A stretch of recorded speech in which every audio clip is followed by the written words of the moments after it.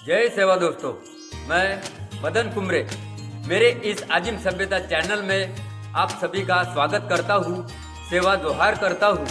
दोस्तों, आपकी सेवा में किसी न किसी गुप्त रहस्य को मैं आपके सामने पेश करता रहता हूँ और आप भी सुनते हो। इसके लिए मैं आपका ऋणी हूँ, शुक्रगुजार हूँ। आज मैं आपको शूद्र शब्द के बारे में और सिंधु घाटी की आदिम मानवीयता के बारे में अवगत कराना चाहता हूँ, ताकि आपको इसके बारे में सही जानकारी मिले। इससे पहले कि आप मेरे इस चैनल को सब्सक्राइब जरूर करें। दोस्तों, जिस देश के वासी जब तक अपना इतिहास नहीं जानते तब तक वो अपने देश में क्रांति नहीं कर सकते। देश के सभी इतिहासकारों ने एक स्वर से स्वीकार किया है कि सिंधु घाटी सभ्यता यहाँ के शूद्रों की सभ्यता है। शूद्र यानी अनपढ़, गंवार, दारिद्र्य से भरा पड़ा पीड़ित व्यक्ति, या तो किसी जानवर की तरह काम में लगे रहने वाला व्यक्ति। आपको ये जानकर बड़ी हंसी आएगी या हैरानी होगी कि सिंधु सभ्यता के लोग तो बहुत बड़े आर्टिस्ट थे, धन धान्य के भंडारी थे, राजा महाराजाओं की खानदानों के जन्मदाता थे। फिर भी उन्हें हमारे इतिहासकारों ने या पोथी पुराण लिखने वालों ने शूद्र क्यों कहा गया होगा? सिंधु घाटी सभ्यता के शोधकर्ता सर जॉन मार्शल ने तो ऐसा कुछ किसी को कभी कहा ही नहीं था। लेकिन क्या इस शूद्र शब्द की अति प्राचीनता को दिखाने के लिए उन्होंने उस सिंधु घाटी सभ्यता के लोगों को शूद्र कहा होगा? वैसे शूद्र तो इस दुनिया में कोई भी नहीं हो सकता है, और तो और सभी के जन्मदाता का जन्मदाता तो कतई शूद्र नहीं हो सकता है।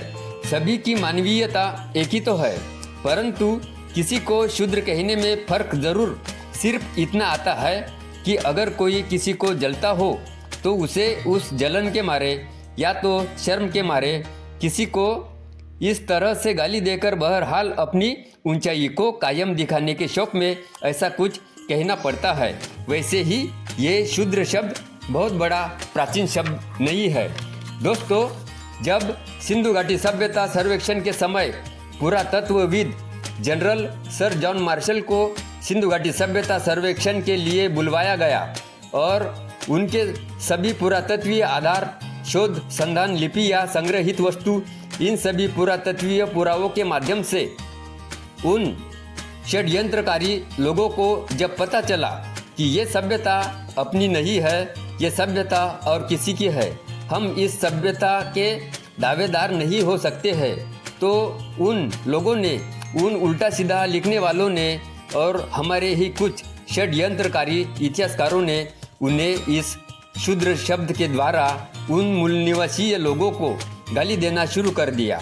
और जैसा उनके मुंह में आए, जैसा उनके ध्यान में आए, वैसा वैसा लिखना शुरू कर दिया तथा कपोलकल्पित बातों में उलझाकर अपनी काल्पनिक कथा कहानियों के द्वारा लिखना और प्रचारित करना शुरू कर दिया। ये शूद्र शब्द प्राचीन इतिहास में ज़रूर लिखा मिलता होगा, लेकिन ये शूद्र शब्द संयुक्त हिंदी भाषा का शब्द है। इस शब्द की उत्पत्ति मॉडर्न संस्कृतियों की बोली भाषा से आए हुए शब्दों में से बनी हुई है। भारत की स्वतंत्रता के बाद प्राचीन इतिहास की पुनरावृत्ति के समय ऐसे शब्दों को लिखा गया है जो कि प्राचीन लगते हैं।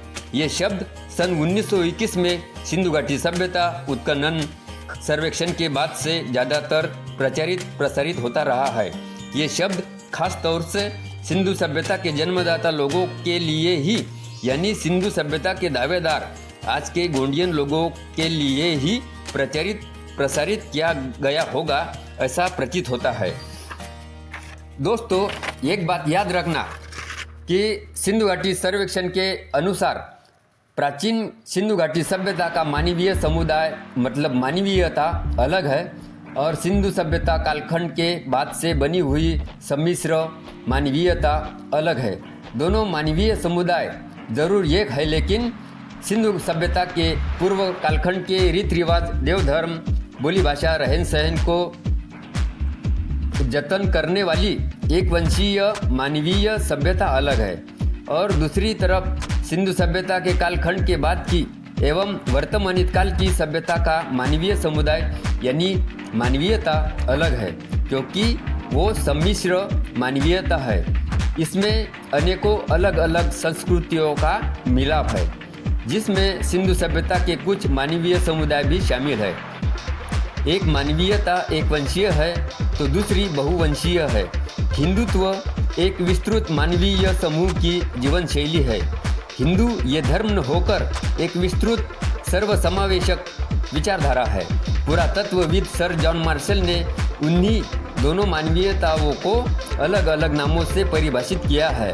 एक को humanism of Indus valley civilisation के नाम से परिभाषित किया है, तो दूसरी मानवीयता को generator of Indus valley civilisation के नाम से परिभाषित किया है। इंडस वैली सिविलाइजेशन का अर्थ मूल निवासीय लोगों की मानवीयता का समूह होता है, जिसका शॉर्ट फॉर्म होता है जस plus Indus is equal to Hindus. Hindus अनेक वचन हुआ और हिंदू एक वचन हुआ। तो दूसरी मानवीयता को generator of Indus valley civilisation, जिसका अर्थ होता है मूल निवासीय लोगों का जन्मदाता, और इसका शॉर्ट फॉर्म होता है जी प्लस वो plus Indus is equal to Gonds. Gonds अनेक वचन हुआ और गोंड एक वचन हुआ, इसलिए गोंड्स यानी आदिवासी हिंदू नहीं है। इस देश के मूल सभ्यता के जन्मदाता है, जिसके रीत रिवाज, देवधर्म, बोली भाषा, रहन सहन, संस्कृति हिंदुओं से अलग है, ऐसा माना जाता है, जिसे मूल निवासियों का सीमित मानवीय समुदाय भी कहा जाता है। परंतु हिंदू एक ऐसा मानवीय समुदाय है कि जिसके अंदर कोई भी जा सकता है और उसमें से कोई भी निकल भी सकता है।